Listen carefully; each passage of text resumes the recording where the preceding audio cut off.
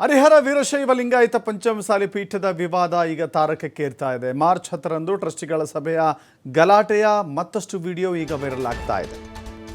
ಪಂಚಮಸಾಲಿ ಮಠದಲ್ಲಿ ಎಲ್ಲವೂ ಕೂಡ ಸರಿ ಇಲ್ಲ ಅನ್ನೋದು ಗೊತ್ತಾಗ್ತಾ ಇದೆ.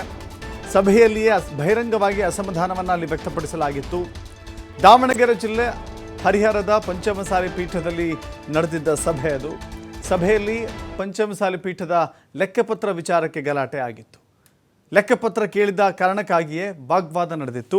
ಸರ್ಕಾರದಿಂದ ಪೀಠಕ್ಕೆ ಬಂದಂಥ 11 ಕೋಟಿ ಅನುದಾನ ಎಲ್ಲಿ ಹೋಯಿತು ಅಂತ ಕೇಳಲಾಗಿತ್ತು. ಅನುದಾನವನ್ನು ದುರುಪಯೋಗ ಮಾಡಿಕೊಂಡಿದ್ದಾರೆ ಅಂತ ಹೇಳಿ ಟ್ರಸ್ಟಿಗಳು ಆರೋಪವನ್ನು ಮಾಡಿದರು. ಈ ಟ್ರಸ್ಟಿಗಳ ಸಭೆಯಲ್ಲಿ ನಡೆದಂಥ ಗಲಾಟೆಯ ಮತ್ತಷ್ಟು CC ಕ್ಯಾಮ್ರಾ ವಿಡಿಯೋ ಇದೀಗ ವೈರಲ್ ಆಗ್ತಾ ಇದೆ.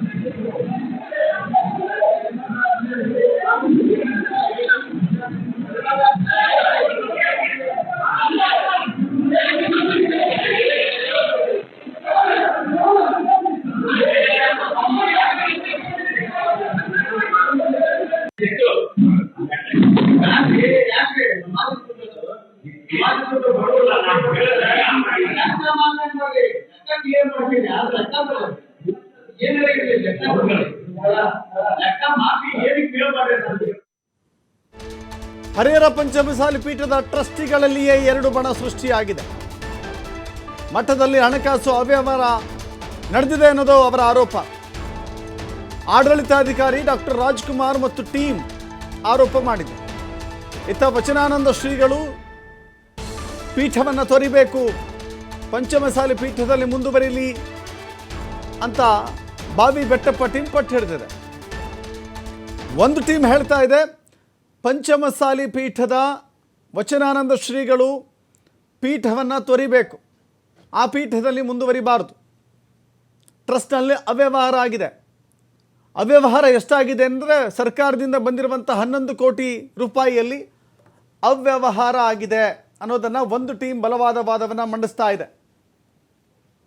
ಇನ್ನೊಂದು ಬೆಟ್ಟಪ್ಪ ಟೀಮ್ ಇಲ್ಲ, ಯಾವ ಕಾರಣಕ್ಕೂ ಕೂಡ ವಚನಾನಂದ ಶ್ರೀಗಳು ಇಲ್ಲಿಯೇ ಮುಂದುವರಿಬೇಕು ಅಂತ ಪಟ್ಟು ಹಿಡಿದಿದ್ದಾರೆ. 2 ಬಣಗಳ ನಡುವಿನ ಬಿರುಕಿನ ಕಾರಣಕ್ಕಾಗಿ ಈ ಒಳಜಗಳ ಈಗ ಬೀದಿಗೆ ಬಿದ್ದಿದೆ. ಮಾತ್ರವಲ್ಲ, ಅವತ್ತು ನಡೆದಂಥ ಟ್ರಸ್ಟಿಗಳ ಸಭೆಯಲ್ಲಿ ಆದಂಥ ಜಟಾಪಟಿ ಮಾತಿನ ಕುಸ್ತಿ ಅದು ಕೂಡ ಈಗ ಬಹಿರಂಗವಾಗ್ತಾ ಇದೆ. ಮಾರ್ಚ್ 24ರಂದು ಹರಿಹರ ಪೀಠದಲ್ಲಿ ಟ್ರಸ್ಟಿಗಳ ಸಭೆ ಈಗ ಮತ್ತೊಮ್ಮೆ ಏರ್ಪಡಿಸಲಾಗ್ತಾ ಇದೆ. ಇತ್ತ ಪೂರ್ವಭಾವಿ ಸಭೆಯ ಹೆಸರಿನಲ್ಲಿ ಭಕ್ತರ ಸಭೆಗೆ ಆಹ್ವಾನವನ್ನು ನೀಡಲಾಗ್ತಾ ಇದೆ. ರಾಜ್ಯದ ಪ್ರತಿಷ್ಠಿತ ಮಠದಲ್ಲಿನ ಟ್ರಸ್ಟಿಗಳ ಮಧ್ಯದ ಫೈಟ್ ಈಗ ತಾರಕಕ್ಕೇರ್ತಾ ಇದೆ. ನಿಜಕ್ಕೂ ಕೂಡ ಇಂಥ ಮಠದಲ್ಲಿ ಯಾಕಂತ ಹೇಳಿದ್ರೆ ನೋಡಿ, ಪಂಚಮಸಾಲಿ ಪೀಠದ ಕೂಡಲ ಸಂಗಮದಲ್ಲಿ ಏನಾಯಿತು ಅಂತ ಹೇಳಿ ಅನೇಕ ರೀತಿಯ ವಿವಾದಗಳು ಅಲ್ಲಿ. ಈಗ ಹರಿಹರ ಪೀಠಕ್ಕೂ ಕೂಡ ಅಂಥದ್ದೇ ವಿವಾದ ಅಥವಾ ಅದಕ್ಕಿಂತ ಬೇರೆ ಸ್ವರೂಪದ ವಿವಾದ ಅಂಟಿಕೊಂಡಿದೆ. ಈ ವಿವಾದದ ಮೂಲಕ ಇಡೀ ಮಟ್ಟದ ಅವ್ಯವಹಾರ ಈಗ ಬೀದಿಗೆ ಬಿದ್ದಿದೆ.